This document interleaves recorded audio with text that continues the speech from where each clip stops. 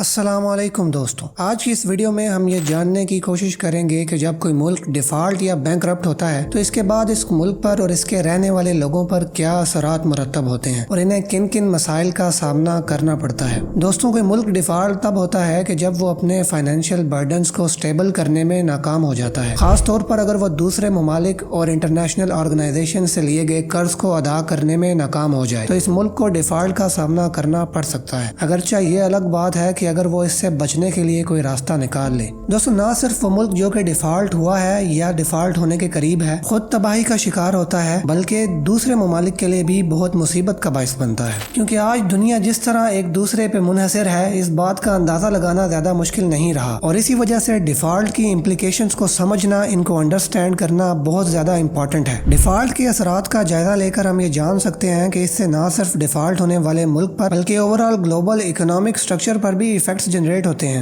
आइए आज की इस वीडियो में हम इन कम्प्लेक्स डायमेंशंस को एक्सप्लोर करते हैं ताकि हम डिफॉल्ट की इंपॉर्टेंस और इसके इम्पैक्ट्स को सही तरह से समझ सकें। दोस्तों, सोवरेन डिफॉल्ट एक ऐसा अमल है जो कि अक्सर कुछ फैक्टर्स के कम्बिनेशन के बाइस रोनुमा होता है, जैसा कि एग्जेसिव बोरिंग, कि जब कोई मुल्क इतना कर्ज ले के बाद में वो फिर इसको अदा न कर सके। इसी तरह इकोनॉमिक मिसमैनेजमेंट यानी कि माशी बद इंतजामी, नाकस पॉलिसियाँ, टैक्स के नाकारा निज़ाम, स्ट्रक्चरल रिफॉर्म्स यानी कि ऐसे इकदाम जो कि किसी मुल्क को माशी तौर पर बढ़ने में मदद करते हैं, उनकी कमी। इसी तरह पॉलिटिकल इंस्टेबिलिटी यानी कि सियासी अदम इस्तेकाम और मुल्की पॉलिसीज में अनसर्टेनिटी यानी कि उतार चढ़ाव इन्वेस्टर्स के ट्रस्ट और कॉन्फिडेंस को इफेक्ट करता है। फिर इस वजह से वो इस पर्टिकुलर कंट्री में से अपनी इन्वेस्टमेंट्स खत्म कर देते हैं और कुछ यूं डिफॉल्ट का खतरा और ज्यादा बढ़ जाता है। सॉवरेन डिफॉल्ट के पोटेंशियली वाइड रेंजिंग रिपरकशंस यानी कि एक लार्ज स्केल पर डिफॉल्ट के इफेक्ट्स को समझने के लिए इन आम वजूहात जिनको भी हमने डिस्कस किया, इनको समझना बहुत ज्यादा इंपॉर्टेंट है। अभी हम ब्रेक डाउन कर लेते हैं डिफॉल्ट की वजह से होने वाले इमीडिएट इफेक्ट्स को, यानी कि ये वो वक्त होता है कि जब अभी हो सकता है कि मुल्क में डिफॉल्ट होने की खबर सामने आई हो मगर अभी तक डिफॉल्ट होने में कुछ वक्त बाकी हो। दोस्तों, जब भी कभी कोई मुल्क डिफॉल्ट होता है या उसके करीब जाता है तो सबसे पहले क्रेडिट रेटिंग एजेंसीज जो कि इंडिपेंडेंट होती हैं इस मुल्क की क्रेडिट रेटिंग्स को कम कर देती हैं और रेटिंग्स में ये डाउनग्रेड इस चीज की तरफ इशारा करता है कि ये मुल्क जिसकी रेटिंग्स को कम किया गया है इसके डेब्ट को रिपे करने की सलाहियत खत्म हो चुकी है, यानी कि वो लिया जाने वाला कर्ज वापस अदा नहीं कर सकता। पाकिस्तान की मौजूदा क्रेडिट रेटिंग्स CCC यानी कि CCC है। इसका मतलब ये हुआ कि इस मुल्क के इर्द गिर्द डिफॉल्ट होने के खतरात मंडला रहे हैं। इसके बाद दोस्तों CCC+ क्रेडिट रेटिंग्स होती हैं कि जिसमें फिर हाई अलर्ट जारी कर दिया जाता है कि ये मुल्क बस डिफॉल्ट के बिल्कुल करीब पहुंच चुका है और इस वजह से इन्वेस्टर्स इस पर्टिकुलर कंट्री में अपना पैसा इन्वेस्ट नहीं करते या ऑलरेडी इन्वेस्ट हुए हुए पैसे को भी वो बाहर निकाल लेते हैं, या फिर दूसरी सूरत में वो इंटरेस्ट रेट्स यानी कि शरह सूद में इजाफे का इसरार करते हैं और कुछ यूं इस मुल्क की करेंसी में मजीद मुमकिन कमी देखने को मिलती है और क्रेडिट रेटिंग्स की वजह से मजीद लोन को सिक्योर करना इस मुल्क के लिए, इस कंट्री के लिए बहुत मुश्किल हो जाता है। दोस्तों, क्रेडिट रेटिंग्स में ये डाउनग्रेड डायरेक्टली इफेक्ट करता है इस मुल्क की बोरिंग कॉस्ट को और ये फ्यूचर बोरिंग के लिए भी प्रॉब्लम्स जनरेट कर देता है। और जैसा कि मैंने आपको अभी बताया कि इस चीज से इंटरेस्ट रेट्स में भी इंक्रीज देखने को मिलता है, तो इस वजह से जो मुल्क का कर्जा होता है इसमें भी इजाफा हो जाता है। लेंडर्स लोन को एक्सटेंड करने में कंफ्यूजन या हेजिटेशन का शिकार हो जाते हैं और हो सकता है कि वो शराइत की सख्ती में मजीद इजाफा कर दें और इस वजह से इस मुल्क की गवर्नमेंट को अपनी इकोनॉमिकल कंडीशंस को संभालने में बड़ी दुश्वारी पेश आती है और ये चीज मुमकिन तौर पर होने वाले डिफॉल्ट के चैलेंजेस में मजीद मुश्किल सूरत हाल का इजाफा कर देती है। इन इमीडिएट इफेक्ट से हमें ये पता चलता है कि किसी मुल्क के लिए आलमी सतह पर सिर्फ डिफॉल्ट का तस्वुर ही इस मुल्क के लिए ऐसे चेन रिएक्शंस को शुरू कर देता है कि फिर उसका इफेक्ट इस कंट्री की फाइनेंशियल स्टैंडिंग, क्रेडिट वर्थिनेस यानी कि क्या आप इस काबिल हैं कि आपको गैर ममालिक की जानिब से कोई कर्जा मिले, और साथ ही साथ ग्लोबल फाइनेंशियल मार्केट्स तक इस कंट्री के एक्सेस को मुश्किल बना देता है। तो आप सोच सकते हैं कि सिर्फ डिफॉल्ट का तस्वुर एक मुल्क के लिए कितनी मुश्किलात का बाइस बनता है। अब हम बात कर लेते हैं कि किसी कंट्री के डिफॉल्ट के बाद इसकी फाइनेंशियल मार्केट पे क्या इफेक्ट्स जनरेट होते हैं। दोस्तों, जैसे जैसे इन्वेस्टर्स का इंटरेस्ट लूज होता है वैसे वैसे इस कंट्री की करेंसी के डिमांड में कमी आती है, क्योंकि जब सरमायाकार इकोनॉमिक डाउनफॉल से महतात हो जाते हैं तो वो अपनी इन्वेस्टमेंट्स को दूसरी करेंसीज में मुंतकिल करना शुरू कर देते हैं और जब फॉरेन एक्सचेंज मार्केट में इस डिफॉल्ट होने वाली करेंसी की सप्लाई इंक्रीज हो जाती है तो दूसरी करेंसीज के मुकाबले में इस कंट्री की करेंसी डेप्रिकेट हो जाती है यानी कि घट जाती है। और इस होने वाली करेंसी डेप्रिसिएशन के बहुत बुरे नतीजे होते हैं जो कि ट्रेड बैलेंसेस को इम्पैक्ट करते हैं। इसी तरह इम्पोर्ट कास्ट यानी कि दरामदी लागत को इफेक्ट करते हैं और इन्फ्लेशन में बेबहा इजाफा कर देते हैं। जिस तरह करेंसी घटती जाएगी इस मुल्क के कर्ज में मजीद इजाफा होता जाएगा और इस तरह इकोनॉमिकल वाइज मजीद प्रेशर बढ़ जाएगा और कुछ यूं डिफॉल्ट इकोनॉमी के अंदर सुकड़ाव यानी कि कंट्रैक्शन का बाइस बनता है। सरमायाकारों के एतमाद में कमी और मुल्क में बढ़ती हुई गैर यकीनी सूरत हाल मुल्की और गैर मुल्की सरमायाकारी को नुकसान पहुंचाती है। बहुत सारे बिजनेसेस तोसी मंसूबे यानी कि एक्सपेंशन प्लान्स को मुलतवी कर देते हैं जिससे कि फिर ओवरऑल इकोनॉमिक एक्टिविटी में डिक्लाइन आता है और मजीद ये कि क्रेडिट तक एक्सेस और ज्यादा मुश्किल और महंगा हो जाता है जिससे कि फिर बिजनेस के लिए फंड्स की दस्तयाबी में कमी आती है और इस तरह कारोबार की तोसी और तरक्की में रुकावट पैदा होती है। जैसे जैसे इकोनॉमिक कंडीशंस वर्स होती जाती हैं वैसे वैसे कंज्यूमर्स अपने आप को फाइनेंशियली स्टेबल करने के लिए इखराजात यानी कि स्पेंडिंग में कमी कर देते हैं। इस तरह से कंज्यूमर्स की लेस स्पेंडिंग सर्विसेज और गुड्स के डिमांड में कमी वाक़या कर देती है कि जिससे कि फिर कारोबारी हजरात पर मनफी असर पड़ता है और साथ ही साथ इकोनॉमी को भी इसका मजीद नुकसान उठाना पड़ता है और इस तरह इस माली दबाव के चलते हुकूमत को कफायत शारी करनी पड़ती है कि जिससे कि फिर अवाम पर लगाए जाने वाले पैसे को कम कर दिया जाता है। मजीद बड़ा इस सब के चलते अनएम्प्लॉयमेंट रेशो में इजाफा होता है और इकोनॉमिकल डाउनफॉल की वजह से जो लोग जॉब्स ऑलरेडी कर रहे होते हैं उन्हें अपनी नौकरियों से हाथ धोने पड़ते हैं। महंगाई बहुत ज्यादा होने के सबब लोग खरीदारी छोड़ देते हैं जिससे कारोबार मुतासर होते हैं। दोस्तों इस तरह इकोनॉमिकल इंस्टेबिलिटी की वजह से कई सारे बिजनेसेस ठप हो जाते हैं या वो अपना काम आर्जी तौर के लिए बंद कर देते हैं। खास तौर पर स्मॉल बिजनेसेस इनके लिए तो ये सूरत हाल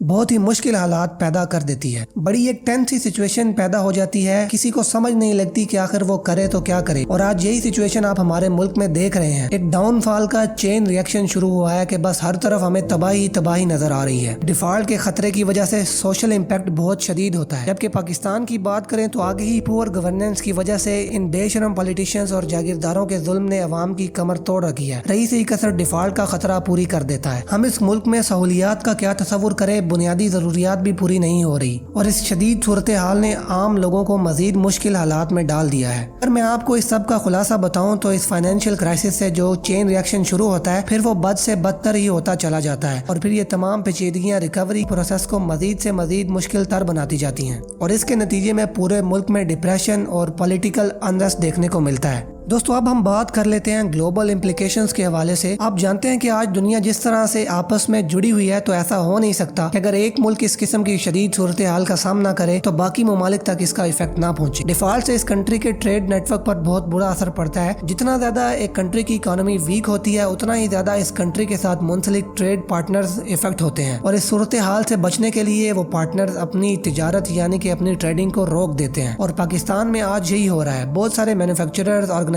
और इंटरनेशनल कंपनीज इस सूरत हाल के चलते अपनी तमाम सरगर्मियां पाकिस्तान में रोक चुकी हैं और इस सब में इंटरनेशनल ऑर्गेनाइजेशंस का भी किरदार बहुत अहम है। बज़ाहिरन तो ये ऑर्गेनाइजेशंस जैसा कि IMF कंट्री को डिफॉल्ट से रोकने के लिए डेब्ट देती हैं ताकि वो कंट्री कुछ स्टेबल हो सके, मगर साथ ही साथ वो अपनी कंडीशंस भी अप्लाई करवाती हैं कि जिससे कि इस कंट्री के रेजिडेंट्स यानी कि आम आवाम के बोझ में मजीद इजाफा होता है। और आज हमें ये जो बिजली की कीमत में इतना इजाफा देखने को मिल रहा है ये इसी वजह के सबब है। दोस्तों अब हम बढ़ते हैं कंक्लूजन की तरफ। आज की इस वीडियो में हमने ये देखा कि डिफॉल्ट की वजह से क्या मेजर इफेक्ट्स जनरेट होते हैं। हमने देखा कि कुछ फैक्टर्स ऐसे होते हैं जो कि डिफॉल्ट की वजह बनते हैं, जैसा कि एग्रेसिव बोरोइंग यानी कि कर्ज इतना ले लेना कि फिर जिसको आप बाद में वापस ना कर सको, इकोनॉमिक मिसमैनेजमेंट, माशी बदइंतजामी, एक्सटर्नल शॉक्स और पॉलिटिकल इंस्टेबिलिटी। और जब एक दफा डिफॉल्ट हो जाता है तो फिर डाउनफॉल कॉज करने वाले इफेक्ट्स की एक चेन शुरू हो जाती है, जैसा कि क्रेडिट रेटिंग का डाउन होना, करेंसी डेप्रिसिएशन और स्टॉक मार्केट डिक्लाइंस। और फिर इन तमाम इवेंट से गवर्नमेंट को बहुत मुश्किल सूरत हाल का सामना करना पड़ता है कि फिर जिससे वो गवर्नमेंट स्पेंडिंग कम कर देती है और फिर आखिर में इन तमाम मामलात का नुकसान उस मुल्क के रेजिडेंट्स को ही उठाना पड़ता है।